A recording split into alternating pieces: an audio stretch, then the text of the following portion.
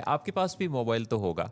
आप हुँ, अपने मोबाइल पर अगर रोज़ाना अपनी 5 मिनट की एक बात किसी भी मौज़ू पर रिकॉर्ड कर लें और उसे यूट्यूब पर अपलोड कर दें, इसलिए नहीं कि वो वायरल हो, मोनेटाइज़ हो, उस पे व्यूज़ बने, बल्कि इसलिए कि रोज़ाना आप 5 मिनट का ये काम जब करते रहेंगे, तो 1 साल में 365 ऐसी वीडियोज़ के अपलोड करने के बाद, आज जो आपका कम्युनिकेशन में बात करने का एतमाद है, साल बाद उसमें हज़ार गुना इज़ाफ़ा हो चुका जी, होगा। जी।